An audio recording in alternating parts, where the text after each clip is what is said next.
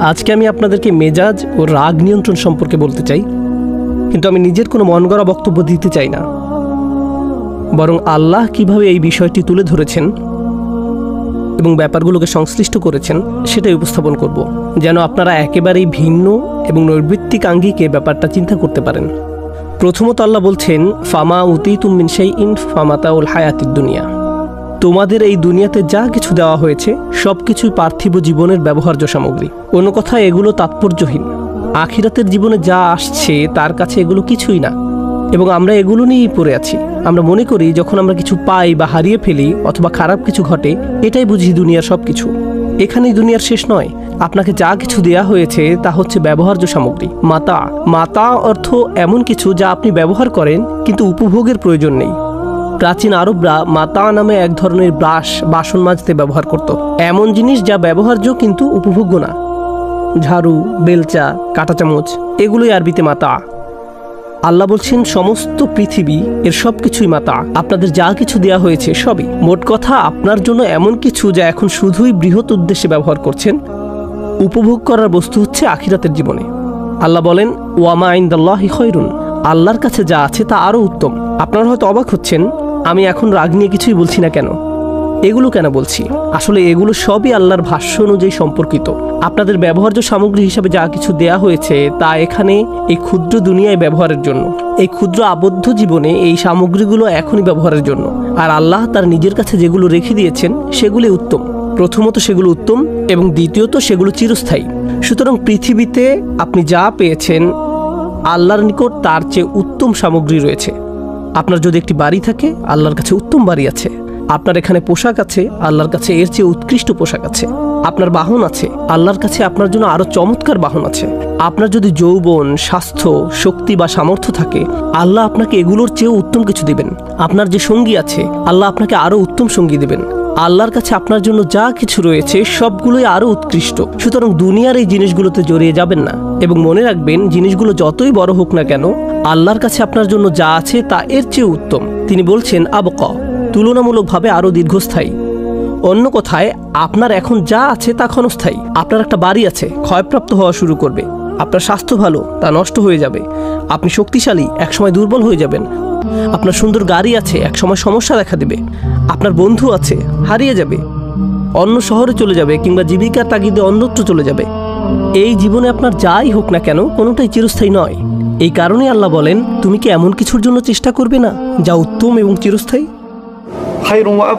কিন্তু এটা কাদের জন্য? যারা আসলেই মুমিন। আল্লাহ যখন মুমিন সম্বোধন করেন তখন শুধু সাধারণভাবে বিশ্বাসী বোঝায় না, যদিও এটাও অন্তর্ভুক্ত। এটা ওই আয়াতের জন্যই যারা আসলেই বিশ্বাস করে যে দুনিয়ার এই সামগ্রীগুলো পরবর্তী জীবনের কাছে কিছুই না। এটা তাদের জন্যই। তারা প্রচণ্ডভাবে বিশ্বাস করে, তারা প্রচণ্ডভাবে তাদের প্রভুর উপর বিশ্বাস রাখে। এর মানে হলো, এটা প্রকৃত অর্থেই বিশ্বাস করতে হলে আপনাকে আল্লাহর উপর অগাধ বিশ্বাস স্থাপন করতে হবে যে তিনি পরবর্তী জীবনে আপনাকে এমন কিছু দেওয়ার প্রতিশ্রুতি দিয়েছেন যা আপনি কখনোই দেখেননি, এমনকি গন্ধও নেননি, শুধু শুনেছেন। তার কথার উপর বিশ্বাস করাই যথেষ্ট, শুধুই বিশ্বাসের প্রয়োজন। তিনি বলছেন তাদের জন্য যা তারা পরবর্তী জীবনে পাবে তা উত্তম এবং চিরস্থায়ী, কিন্তু এর বিশ্বাস ও আল্লাহর উপর ভরসা থাকা লাগবে। এরপর তিনি বলেন, ওয়াল্লাযীনা ইয়াজতানিবুনা কাবাইরাল ইসমি। এরা হলো সেই লোকেরা যারা আখিরাতকে দুনিয়ার উপর প্রাধান্য দেয়, যারা বোঝে এগুলো শুধুই ব্যবহার্য সামগ্রী। তারা কবিরা গুনাহ থেকে বিরত থাকে। এখানে আরেকটা ব্যাপার চলে আসে, সাগীরা ও কবিরা গুনাহ। আপনার প্রধান কাজ হলো কবিরা গুনাহ থেকে দূরে থাকা। আপনি যখন কবিরা গুনাহ করেন, আপনি বলতেই থাকেন, ওহ আমার ছোটোখাটো গুনাহ করা উচিত না। আপনি আসলে বড় গুনাহ থেকে বিরত থাকতে চাচ্ছেন। কাবাইরাল ইসম। পরে তিনি সুনির্দিষ্টভাবে বলছেন, ওয়াল ফাওয়াহিশ, সব ধরনের বেহায়াপনা। এটা বেহায়াপনা নিয়ে বক্তব্য নয়, রাগ নিয়ন্ত্রণ নিয়ে। অথচ এখন পর্যন্ত আমি রাগ নিয়ন্ত্রণ নিয়ে কিছুই বলছি না। আল্লাহ বলছেন কবিরা গুনাহসমূহ থেকে দূরে থাকা, এবং দূরে থাকো সব ধরনের কঠোরতা, অভদ্রতা আর নির্লজ্জতা হতে। এরপর তিনি বলেন, ওয়াইদা মা গাদিবুহুম ইয়াগফিরুন। যখন তারা রেগে যায়, আমি এখনো বাক্যটা শেষ করিনি, কিন্তু এখন তিনি রাগ শব্দটি এনেছেন। দেখলেন কোথায় রাগ শব্দটি আনলেন? প্রথমে তিনি বললেন এই দুনিয়ায় আখিরাতের তুলনায় কিছুই না, কারণ এই দুনিয়া যদি সব হয়, ভুল কিছু হলেই আপনি রেগে যাবেন।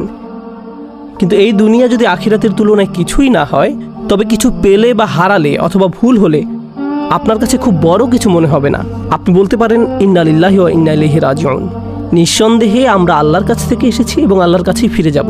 মোট কথা আপনি সহজেই শান্ত থাকতে পারবেন। এটা ঘটবে যখন আপনি আত্মস্থ করবেন প্রথম শিক্ষাটি। দ্বিতীয় বিষয়টি হলো, আল্লাহ যেমনটি বলছেন বড় গুনাহ থেকে বিরত থাকা, তিনি বিশেষভাবে এটিকে উল্লেখ করেছেন সব ধরনের নির্লজ্জতা। নির্লজ্জতা কি? আপনার উত্তেজনা এবং আবেগকে নিয়ন্ত্রণের অক্ষমতা।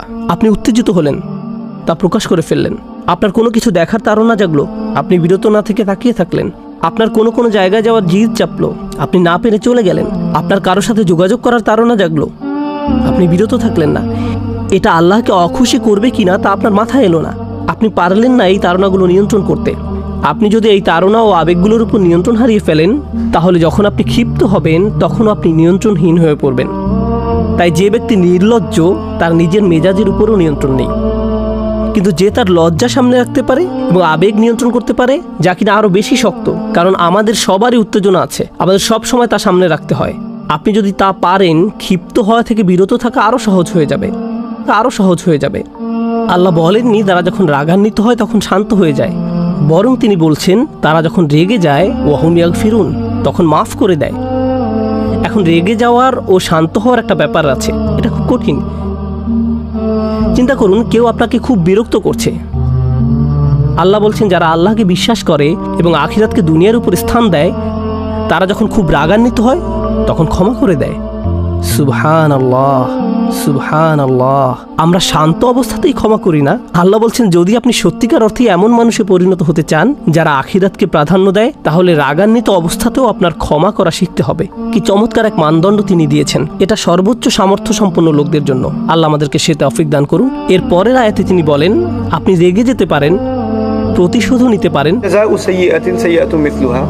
যদি আপনার সাথে খারাপ কিছু করা হয়, আপনি তা ফিরিয়ে দিতে পারেন। কেউ আপনাকে চর দিলে আপনি তাকেও চরও দিতে পারেন। এর অনুমোদন ইসলামে আছে। প্রতিশোধ ইসলামে অনুমোদিত, কিন্তু ন্যায় বিচারের স্বার্থে ব্যক্তি পর্যায়ে না হয়ে বিচার ব্যবস্থার মধ্য দিয়ে যেতে হবে, এটা ইসলাম অনুমোদিত। কিন্তু আল্লাহ বলেন আপনি যদি এখনও সুন্দরভাবে ক্ষমা করতে, ফামান আফা আও আসলাহা, এবং সম্পর্ক সুন্দরভাবে পুনঃস্থাপন করতে পারেন, শুধু রাগ দমন নয়, ক্ষমা করতে পারেন, তবে কি পুরস্কার পাবেন? আমি কেন প্রতিশোধ নিব যখন আমার ক্ষমা করা উচিত? কেন আমি একটির পরিবর্তে অন্যটি নেব? তিনি বলেন ফাআজরুহু আলাল্লাহ। স্মরণ করে দেখুন, আগে তিনি বলছেন তার কাছে যা আছে তা উত্তম ও চিরস্থায়ী। এবার তিনি বলছেন আপনি যদি কাউকে ক্ষমা করতে চান, আপনার রাগ দমন করেন, এর পুরস্কার এত ব্যাপক যে এটা বর্ণনা করা সম্ভব না। শুধু এটাই বলা যায় যে তা আল্লাহর কাছে আছে। আল্লাহই আপনাকে দেখবেন, আল্লাহই আপনাকে দেখবেন। এর বর্ণনা এতই বিস্তৃত যে শুধু এটুকুই বলা যায় আল্লাহর হেফাজতে আছে আপনার পুরস্কার। সুবহানাল্লাহ। আল্লাহ আমাদের সবাইকে রাগ নিয়ন্ত্রণ সহজ করে দিন, শান্ত থাকার তৌফিক দান করুন এবং বিশেষভাবে ক্ষমা করার যোগ্যতা দিন, নির্দিষ্টভাবে যখন পরিবারের সদস্যদের ভিতরে এটা ঘটে, কারণ আমরা পরিবারের ব্যাপারে খুবই অসহিষ্ণু। বারাকাল্লাহু লি ওয়া লাকুম ফিল কুরআনিল হাকিম ওয়া নাফা'নি ওয়া ইয়্যাকুম বিল আয়াতি ওয়াজ যিকরিল হাকিম।